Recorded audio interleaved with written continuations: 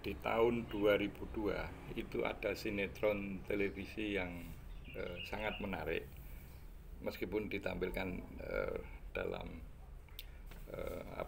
tampilan yang sederhana, yaitu eh, Bajai Bajuri dengan eh, pemainnya Mat Solar, kemudian Rieke Diah Pitaloka dan Nani Wijaya ya. Itu eh, film yang atau sinetron yang sangat menarik untuk ditonton.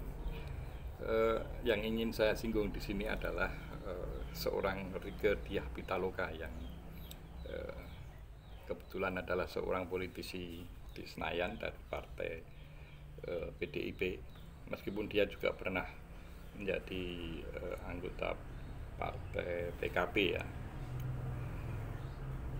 Eh,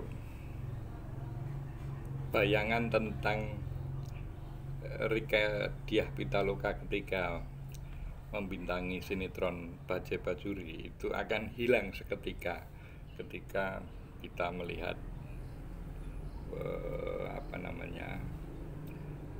podcastnya Akbar Faisal Uncensored, di mana menghadirkan dia di situ.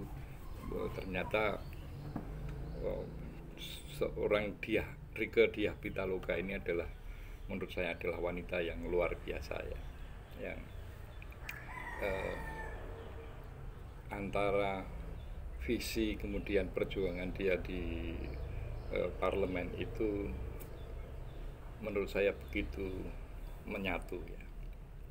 Jarang politisi yang seperti Rieke ini ya, berdasarkan apa yang saya saksikan di Akbar Faisal Uncensored itu ya.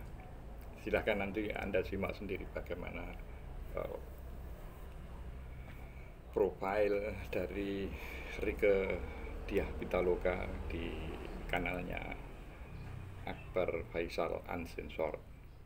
Nah, eh, dari situ kemudian saya mencoba membandingkan, bukan membandingkan ya, menyandingkan apa yang menjadi buah pikiran Rieke Diah Pitaloka yang kemudian diperjuangkan lewat parlemen.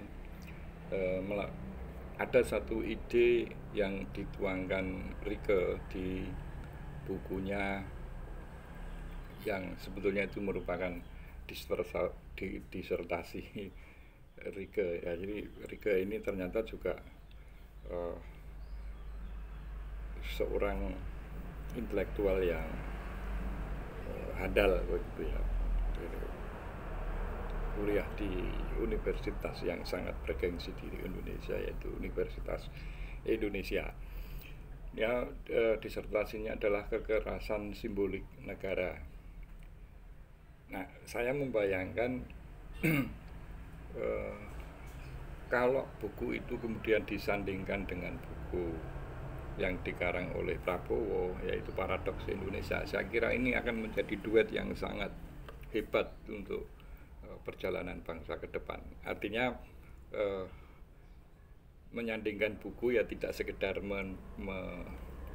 menata buku itu secara berdampingan, tetapi ide di balik itu, ide di balik Paradoks Indonesia dan ide di balik bukunya Rieke itu akan menjadi duet yang menurut saya sangat visioner dan sekaligus sambung dengan apa yang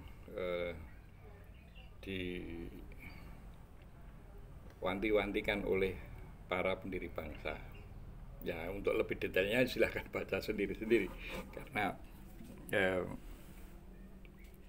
kalau saya sebenarnya pengen membaca, cuma mungkin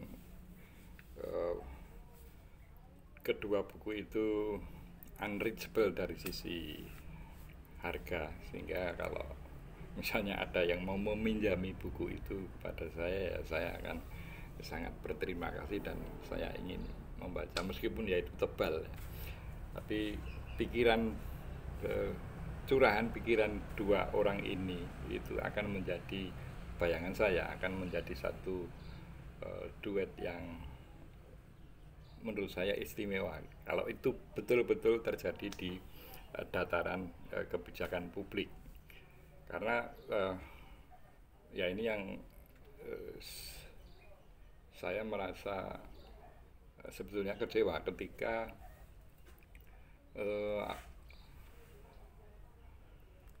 kepentingan politik, ya, kepentingan politik itu seringkali menggeser kepentingan idealis. Jadi saya yakin kalau dua buku itu mewakili dua pikiran yang berasal dari bahkan partai yang berbeda, itu sebetulnya bisa menjadi satu apa namanya senyawa yang positif bagi perjalanan bangsa ini. Tetapi ya sekali lagi, apakah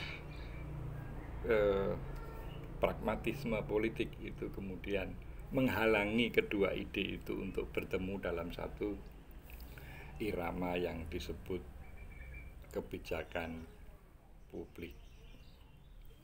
Salam konstitusi.